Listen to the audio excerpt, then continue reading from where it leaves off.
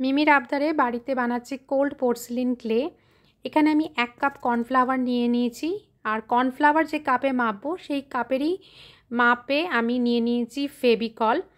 তো আর তাছাড়া আমি এর মধ্যে যে যে ইনগ্রেডিয়েন্টগুলো দিচ্ছি সবগুলোরই তোমার দেখিয়ে দিচ্ছি।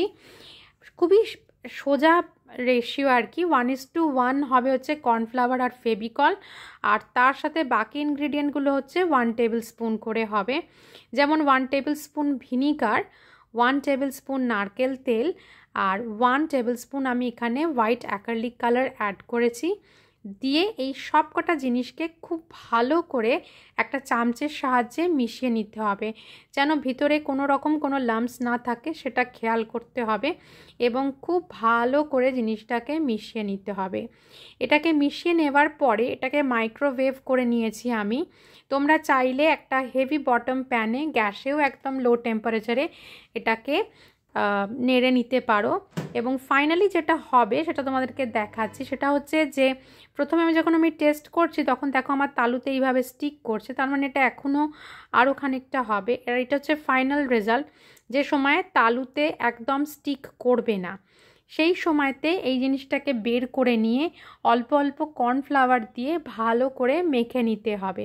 আর খুব বেশি হাতে স্টিক করতে থাকলে একটু সামান্য ময়শ্চারাইজারও হাতে লাগিয়ে নিতে পারো, তাহলে দেখবে খুব ইজিলি এটা ছেড়ে যাচ্ছে। আর ফাইনালি এরকম একটা টিয়ার ড্রপ স্ট্রাকচার ফর্ম করবে, যাতে তুমি বুঝতে পারবে যে তোমার ক্লেটা কমপ্লিটলি তৈরি হয়ে গেছে। এই ক্লেটাকে বানিয়ে কিন্তু ইমিডিয়েটলি কোনো ক্লে মডেলিং করা যাবে না। এই সময়তে একটু ক্রিম হাতে লাগিয়ে নিয়ে এটাকে ভালো করে এটার চারিপাশে একটু গায়ে ক্রিম লাগিয়ে নিতে হবে এই ডোটার। আর এটাকে এবারে একটা প্লাস্টিক প্যাকেটের ভিতরে করে একটা এয়ারটাইট কন্টেনারের ভিতরে রেখে দিতে হবে 48 আওয়ার্সের জন্যে। তারপরে এই ক্লেটা কিন্তু ইউজেবল হবে। তারপরে কিন্তু এই ক্লেটা দিয়ে আমরা ক্লে মডেলিং করতে পারি, মানে যে কোনো জিনিস বানাবো 48 আওয়ার্স বাদে। তো 48 আওয়ার্স বাদে মিমি বানিয়েছিল এই টোটোরোটা। কেমন হয়েছে তোমরা জানিও কমেন্ট করে। এই টোটোরোটা ফার্স্ট টাইম ও বানালো এই ক্লে দিয়ে। Thank you for watching.